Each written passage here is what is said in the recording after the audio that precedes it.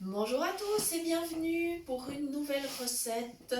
Aujourd'hui, nous vous proposons un gratin d'asperges vertes au jambon cru.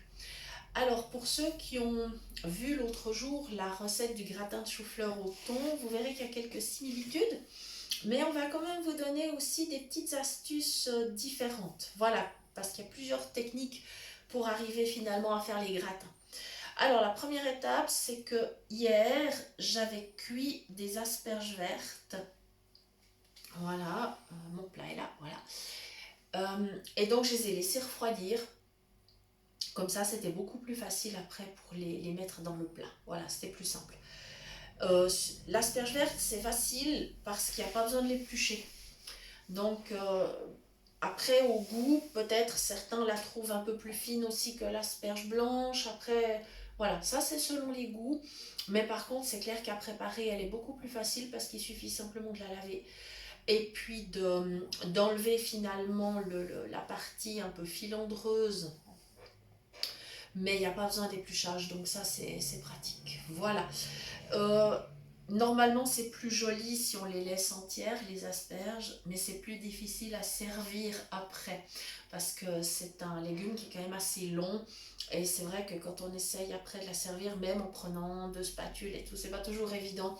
On a toujours un petit peu le risque après qu'il y ait de la sauce qui parte à côté. Donc, du coup, moi j'ai préféré les couper en tronçons avant la cuisson. Voilà. Un petit peu moins bien pour la présentation, mais pour le service, beaucoup plus simple. Voilà. J'ai d'autre part un pichet, mon fameux pichet, vous savez, celui qui fait un demi-litre.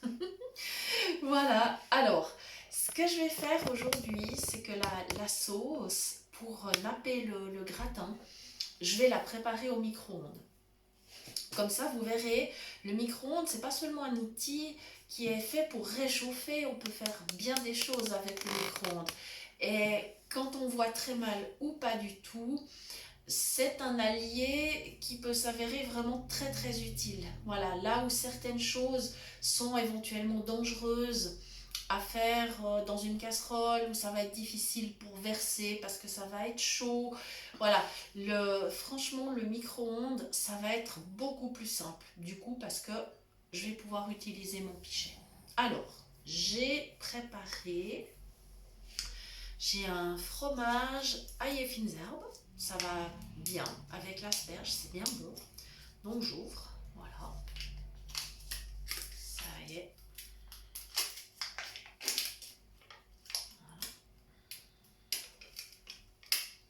Et je vais directement aller poser ça ailleurs pour pas ensuite m'en mettre plein les doigts. Parce qu'il en reste forcément dans le couvercle. Voilà, je m'en occupe tout à l'heure. Mais j'ai au moins pas ça sur ma place de travail. J'ai une cuillère, je récupère ma barquette. Voilà. Et je commence à sortir mon fromage de la barquette. Je me mets au-dessus de mon pichet. Voilà, je tourne. Il y aura juste la place. Voilà. Voilà. Mon fromage est parti dans le pichet. Ça ira très très bien.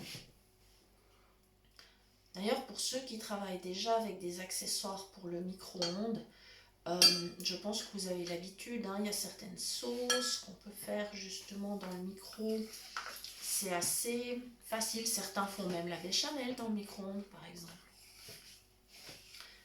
Après, chacun décide s'il veut se servir d'un micro-ondes ou pas, hein, ça c'est... Voilà. Mais vraiment, des fois, ça facilite la tâche, hein, je vous garantis. Voilà, je pense que j'ai tout raclé, ma petite barquette. Donc, au départ, j'avais 1 kg d'asperges. Bon, compte tenu du peu que j'ai dû enlever, j'imagine qu'il doit m'en rester 700 à 800 grammes, probablement. Là, j'ai 150 grammes de fromage ail et fines herbes. Voilà. Alors, pour finir de racler la cuillère, il n'y a rien de plus simple que les doigts. Comme on cuisine toujours avec des mains propres, c'est pas un souci. Voilà. Ma cuillère, je vais la garder parce qu'elle va m'être très très très utile.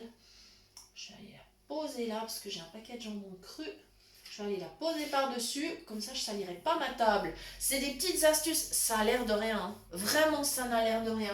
Mais je vous garantis que ça facilite la vie. Voilà.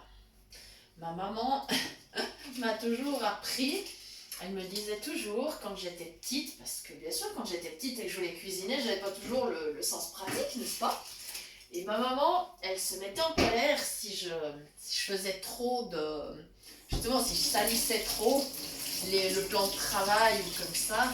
Alors, de temps en temps, elle élevait un peu la voix, puis elle me disait j'aime pas nettoyer, donc je commence par pas salir. Voilà. Du coup, ça m'est resté. Voilà. J'ai de la crème. Alors, il faut que je... Comme je ne sais pas par quel côté je peux l'ouvrir, c'est pas grave, je vais tester. Je vais tester, il n'y a que ça à faire. J'essaye, et si ça ne fonctionne pas, j'essaye de l'autre côté. Je ne sais pas si elle me paraît un peu récalcitrante quand même, cette brique de crème. Mais ça fait rien. Je vais faire différemment. Je vais attraper mon couteau. Alors, je l'ai posé là. Et je vais entailler. Voilà. Ça y est. Prenez plutôt le ciseau. Hein. C'est pas un bon conseil là ce que je fais. Je le fais vraiment pas, j'ai l'habitude, mais prenez un ciseau plutôt. Vous épargnerez vos doigts. Et là, je verse ma crème dans le pichet. Comme ça, elle est avec mon fromage. Voilà. Et voilà. Petit top. Directement, je mets la brique de crème à la poubelle. C'est une brique de crème de 2 décis et demi. Une crème à 35%. Et vous savez ce que je vais faire? Je vais sortir une assiette pour poser ensuite mes ustensiles parce que comme je vais avoir besoin de ma cuillère pour brasser régulièrement, et bien encore une fois, je risque de mettre de la sauce partout. Donc ma cuillère, je vais la récupérer, hop, et je la mets dans l'assiette.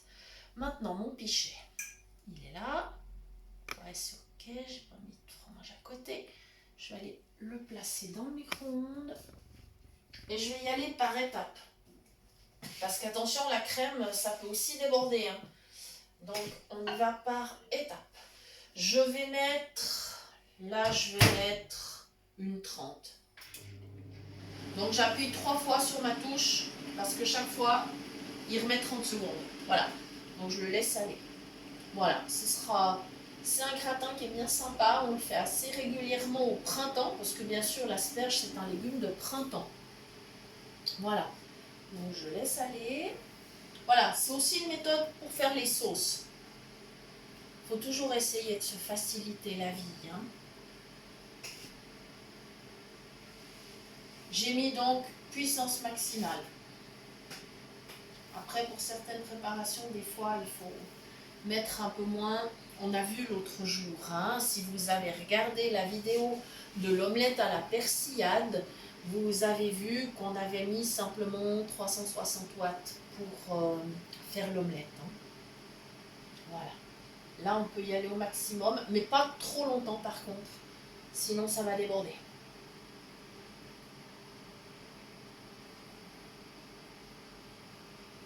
Je pense que c'est bientôt bon. Je vais m'approcher, il ne va pas tarder à sonner.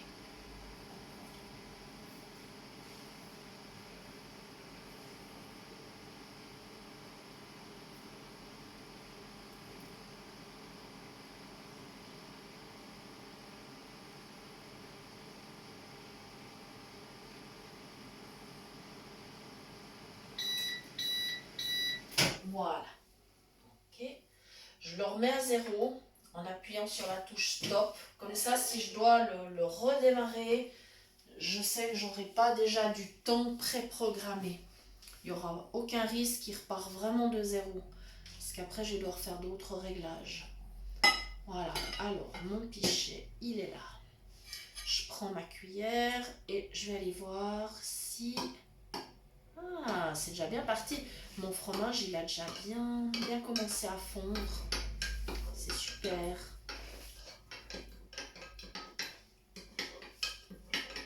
Je sais même pas si ça sera nécessaire de le remettre. C'est pas certain. Peut-être 30 secondes. Peut-être juste 30 secondes.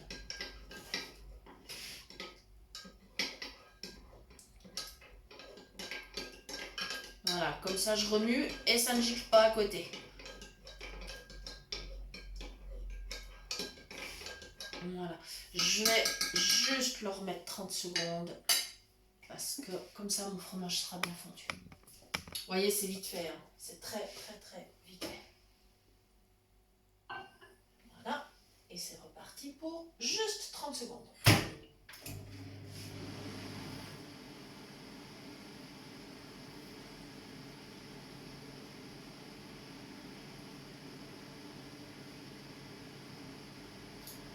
Au départ, c'est vrai que quand j'ai eu mon tout premier micro-ondes, c'est très ancien d'ailleurs, parce qu'en fait, moi, j'en voulais pas.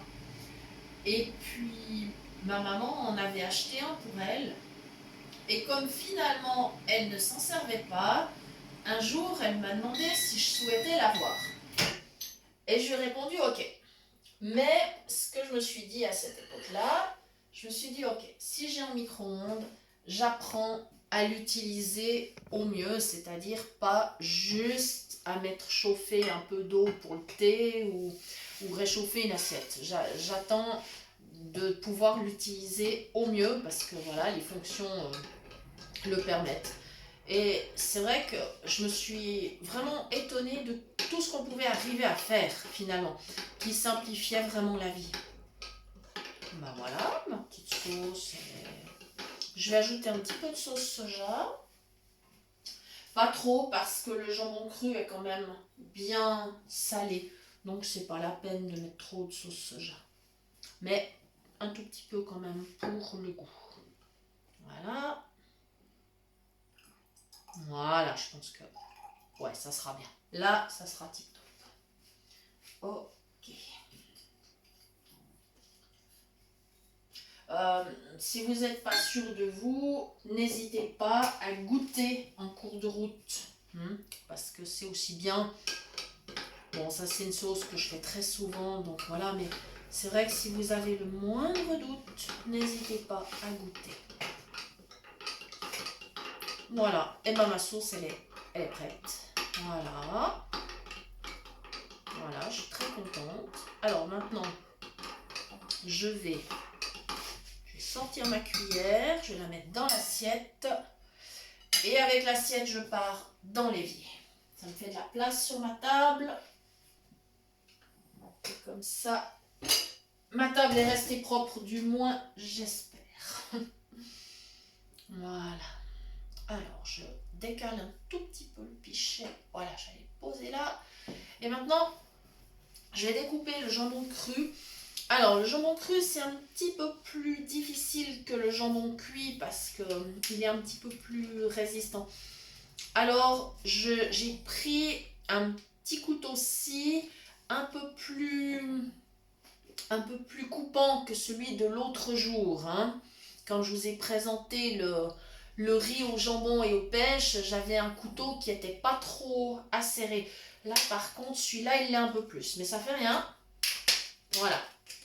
Le bruit de plastique que vous entendez, c'est simplement parce qu'en fait, je le découpe dans son emballage. Mais vous pouvez aussi prendre la planche. Pas de problème.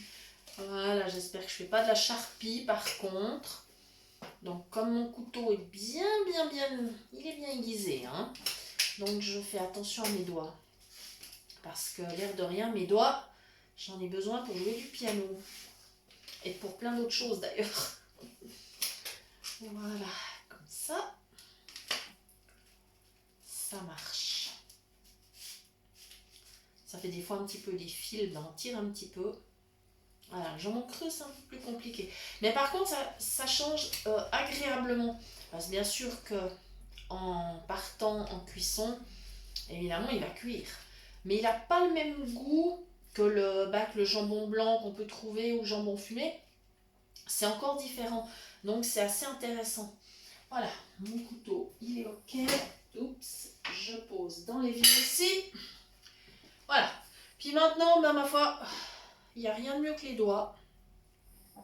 Je vais parsemer mon jambon cru sur mes asperges. Voilà. Je vais faire des petits morceaux. J'ai plus qu'à les séparer, hein, vu que c'est déjà coupé. Voilà. Je le dispose sur les asperges. Je fais tout le tour. Alors en fait, je commence comme ça pour que ce soit facile. Je commence par le tour. Je fais le tour du plat. Et puis je dispose chaque fois un petit peu de jambon. Comme j'en ai pas mal, je vais faire un deuxième tour. Mais je vais aller un peu plus vers l'intérieur. Vous savez, comme quand on place les fruits pour faire une tarte. Exactement de la même façon. On commence par le tour. Puis gentiment, c'est la technique de l'escargot ça. On va vers l'intérieur. Voilà. Comme ça. Mon reste. Ouais, j'en ai bien assez, ça va très bien. Oh, je crois que je dois avoir environ 150 grammes. Il me semble que ça va être à peu près ça. C'est plus ou moins la taille de ces paquets-là. Voilà, mon petit jambon. J'espère que j'ai réparti à peu près comme il faut. Voilà. Il me reste encore un tout petit peu. Je vais aller voir s'il y a des endroits où il n'y en a pas. Voilà, ça, ouais, par là. Voilà. Parfois, les non-voyants travaillent beaucoup avec leurs doigts. Hein. Il n'y a pas 50 solutions. Mais de toute façon, si on se lave bien les mains chaque fois, ça ne pose pas un problème du tout.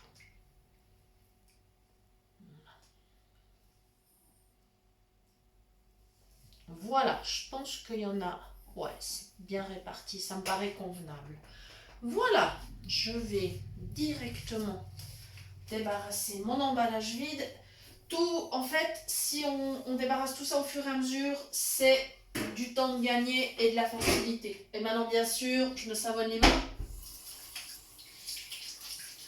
Comme à chaque fois. Voilà.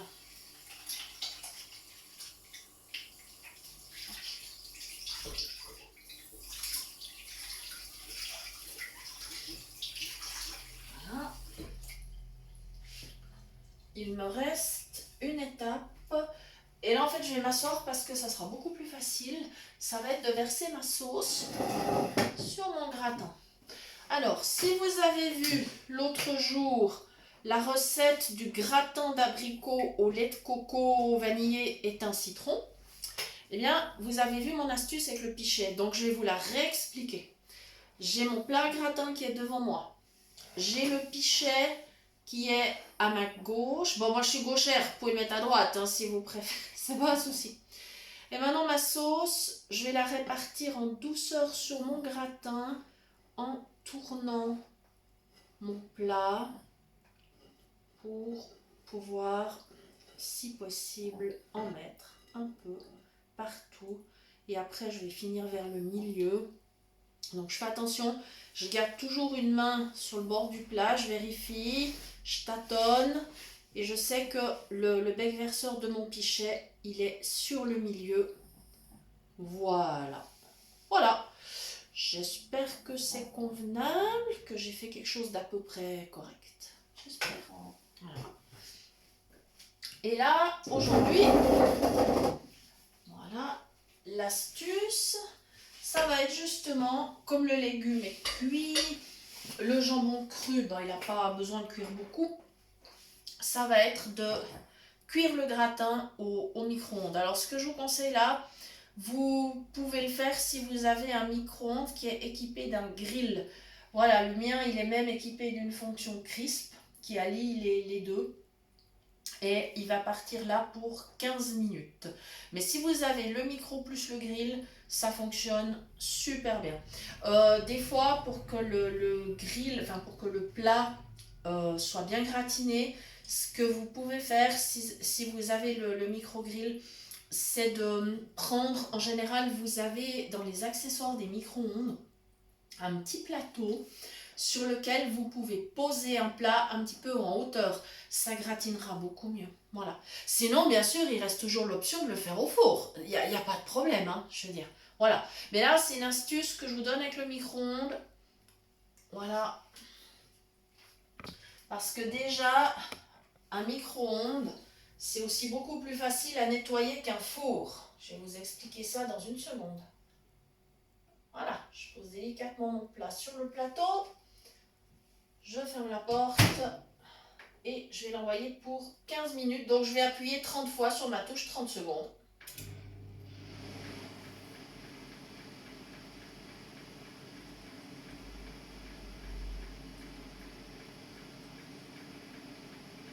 Et voilà. En fait, bon, maintenant les fours sont équipés d'auto-nettoyants, tout ça. Mais par contre, le micro-ondes, même si par hasard ça gicle un tout petit peu, qu'il y a 2-3 éclaboussures, c'est tellement simple.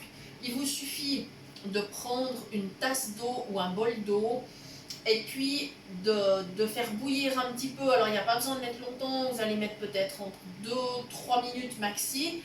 Ensuite vous ouvrez votre micro, vous sortez pas tout de suite la tasse ou le bol parce qu'il sera très chaud. Donc vous attendez que ça refroidisse. Mais ce qui se sera passé, c'est qu'il y aura eu de la vapeur dans votre micro-ondes. Et après, c'est tellement facile, avec juste un torchon à vaisselle, d'aller essuyer l'intérieur du micro-ondes. Et puis le plateau s'enlève très facilement. C'est très facile après à le nettoyer parce que ça peut se faire vraiment avec de l'eau, un tout petit peu de liquide vaisselle. Et vous passez votre pâte à vaisselle tout à l'intérieur du micro-ondes. Vous repositionnez le plateau, c'est vraiment très simple. Voilà, ça sera beaucoup moins fastidieux à nettoyer que le four. Voilà, c'est pour ça que moi j'aime assez bien en fait me servir du micro-ondes.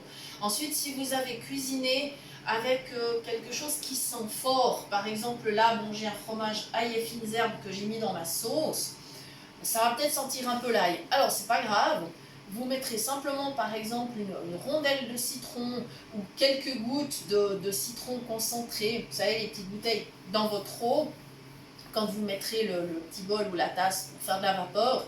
Et puis votre micro-ondes, il sera parfaitement désodorisé, il n'y aura aucun souci. À la prochaine cuisson, si vous allez mettre, je ne sais pas, du chocolat ou autre chose, si vous faites un plat sucré, bah, ça sentira plus l'ail du tout, hein, il n'y aura pas de problème.